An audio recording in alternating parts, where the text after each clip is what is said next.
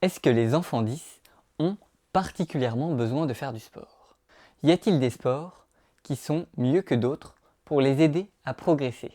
Eh bien, je vais répondre à ces questions dans cette courte vidéo. Déjà, concernant la première question, ma réponse est oui. Les enfants 10 ont particulièrement besoin de faire du sport. Enfin, pour être plus précis, tous les enfants ont vraiment besoin de faire du sport. Et les enfants 10 ne font pas exception à la règle. Le sport, ou au moins l'activité physique régulière, voire quotidienne, est indispensable pour être en bonne santé et pour se développer correctement. Pour les enfants 10, qui sont souvent dans une situation scolaire délicate et qui peut être un véritable facteur de stress, le sport est d'autant plus important. Déjà, car il permet d'évacuer et de mieux gérer le stress, mais aussi car le sport, en tant qu'activité non scolaire, peut leur permettre d'être en situation de réussite, puisqu'ils ne seront pas ou moins affectés par leurs troubles 10. Il est indispensable pour la bonne construction psychologique d'un enfant d'être en situation de réussite, au moins dans certains domaines. Sinon, il n'aura pas de compétences tangibles sur lesquelles baser sa confiance en lui, et elle s'en trouvera donc grandement fragilisée.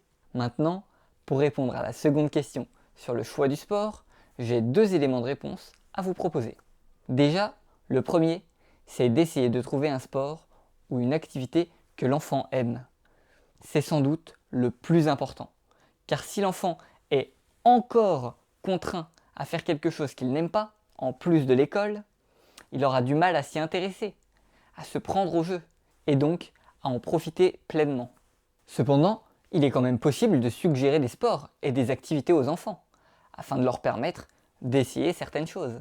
Dans ce cas, je recommande particulièrement les arts martiaux, car ils permettent un travail en conscience sur le corps, ce qui est très bénéfique pour le bon développement de tous les enfants, mais surtout des enfants 10. Et en plus, la plupart des arts martiaux sont accompagnés d'une sorte de code de conduite et d'un aspect comportemental, ce qui peut être intéressant pour aider les enfants à progresser en termes d'autocontrôle. Bien entendu, et c'est valable pour les arts martiaux, mais aussi pour n'importe quel sport, il est important d'être attentif à l'état d'esprit des personnes qui encadrent. Ils doivent être bienveillants et pédagogues. S'ils mettent la pression aux enfants et leur crient dessus, alors il vaut mieux éviter. Et enfin, ma dernière suggestion avant de terminer cette vidéo, c'est un petit bonus, c'est d'emmener les enfants dans la nature. Pour marcher, mais aussi pour jouer, pour construire des cabanes, pour observer les arbres, les fleurs et les animaux, pour cueillir des plantes comestibles, etc. Le contact avec la nature est très bénéfique pour le développement harmonieux des enfants. Donc ne les privez pas de cela. Bon allez, à la prochaine pour une autre vidéo.